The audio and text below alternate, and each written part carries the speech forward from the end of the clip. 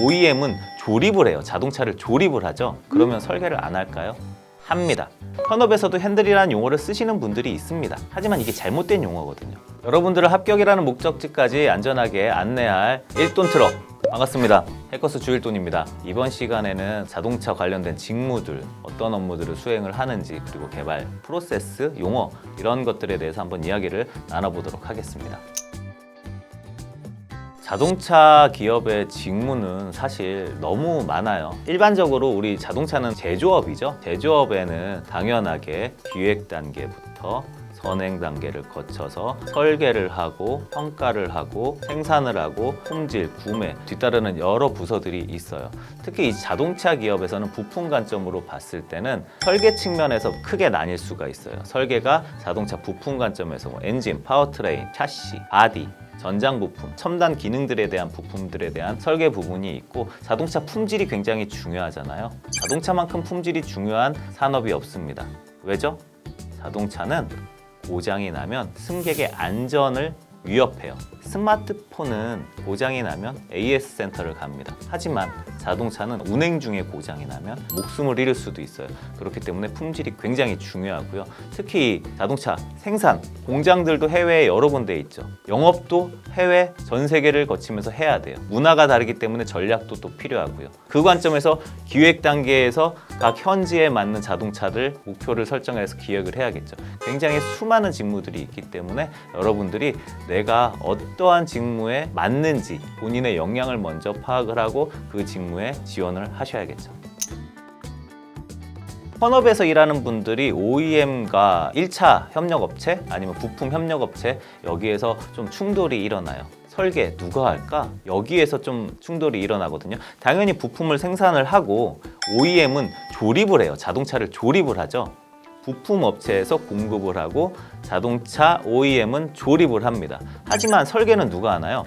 1차 협력업체 분들, 설계팀들 중에서 설계는 우리가 해, 자동차 OEM은 개발을 하지, 이런 이야기를 많이들 하십니다. 사실 여러분들이 예를 들어서 현대자동차 R&D에 지원을 하실 때 수행 업무를 보면 개발이라는 용어가 너무 많아요. 그러면 설계를 안 할까요? 합니다. 구체적으로 살펴보면 이게 달라요. OEM은 시스템을 설계를 해요. 우리 흔히 이런 이야기를 하죠.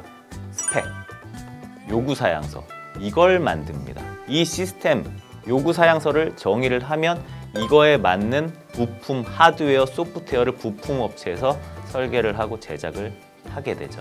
그러면은 현대자동차는 시스템만 설계하나요? 아니에요. 그들도 하드웨어, 소프트웨어 설계합니다. 중요한 부품들 같은 경우에는 직접 설계를 하기도 해요. 예를 들어서 최근에 전기차에 들어가는 새로운 신기능이라든지 아니면 자율주행이라든지 엔진이라든지 중요 부품은 직접 설계도 하기도 하지만, 대부분의 부품들은 시스템, 요구사양서를 만들고 부품업체에서 하드웨어, 소프트웨어 설계를 하신다고 보면 돼요. 그거에 따라서 모든 체계들이 이루어집니다. 프로세스가. 자동차 개발 프로세스가 굉장히 복잡해요. 가장 중요한 건 기획을 하셔야 되죠. 모든 팀들이 다 붙어서 PM 주관으로 자동차 기획을 합니다.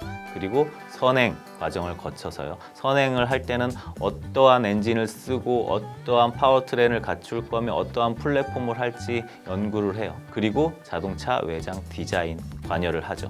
디자인을 통해서 어떠한 모양으로 트렌드에 따른 모양 변화를 주고 디자인에 대한 변화를 주게 되겠죠. 굉장히 수많은 검수 과정을 거칩니다. 그리고 나서 설계를 하고 평가를 하고 생산을 하고 판매를 하게 돼요. 이 전체 과정이 약 5년에서 6년이 걸립니다. 이게 자동차의 생애예요. 주기입니다. 5년에서 6년 동안 똑같은 차를 파냐? 아니죠. 페이스리프트라는 걸 해요. 디자인을 변경을 하죠. 그렇죠? 2년, 3년 정도 나온 차가 외장 디자인을 바꾸고 기능의 개선을 통해서 페이스리프트 모델이 나오고 또 2, 3년 운행을 하다 보면 풀체인지 모델, 신모델이 나오는 거예요. 예를 들어 볼게요. 그랜저 IG가 과거에 나왔어요. 그 다음에 페이스리프트 모델이 지금 판매가 되고 있죠. 그 뒤에는 그랜저 풀체인지 모델이 나오는 거예요. 이 풀체인지 모델은 그럼 언제부터 시작이 됐을까요? 그랜저 IG 첫 모델이 출시된 이후에 바로 이제 기획 단계가 들어가는 거예요. 풀체인지 모델 5년 뒤, 6년 뒤 만들어서 판매를 해야 되니까. 자동차 용어가 굉장히 부품별로 상이하고 굉장히 또 영어도 많죠. 운전면허증이 있으신 분들은 알 거예요. 깜빡이 킨다고 하죠. 깜빡이라는 용어 물론 내부에서 쓰기도 합니다. 하지만 제가 현업에서 신입사원 때 깜빡이라는 용어를 안 쓰는 거예요. 턴 시그널이라고 불러요. 자동차 부품 용어들이 대부분 영어로 되어 있고 전문 용어로 되어 있습니다. 나중에 이제 적응을 하려면 미리 습득하는 것들이 좋아요. 이러한 부품적인 구조적인 용어들 뿐만 아니라 관련된 프로세스나 규격들 이런 것들도 굉장히 중요하겠죠. 스펙 아까 이야기를 했는데 예를 들어서 현대자동차 같은 경우에는 ES 스펙이라고 부르고요. MS 스펙도 있어요. 머터리얼 엔지니어링 스펙, 머터리얼 스펙. 현대자동차 품질 관리 규격은 뭐죠? APQP. 안전 관련돼서 앞에서도 이야기한 ISO 26262. 최근에는 A스파이스라는 것도 있고요. 여러 가지 자동차 관련된 프로세스나 부품 용어들을 여러분들이 좀 익히는 게 좋을 것 같습니다. 잘못된 용어를 예를 들어서 사용을 했다. 면접에서 사용을 했다. 그러면 그들은 이 친구가 자동차에 별로 관심이 없나라고 느낄 수도 있어요. 흔히들 뭐가 있죠? 우리 운전대 핸들이란 표현을 많이 써요. 사실 현업에서도 핸들이라는 용어를 쓰시는 분들이 있습니다. 하지만 이게 잘못된 용어거든요. 스티어링 휠이라고 부르죠. 정식 명칭은. 핸들은 밖에서 문 여는 이 손잡이가 핸들일 거예요. 구독, 좋아요, 알림 설정. 여러분들 주의 깊게 보셔야 될 게 직무들 너무 많아요. 그렇죠? 나는 막연하게 R&D 가고 싶어. 플랜트 엔지니어가 되고 싶어.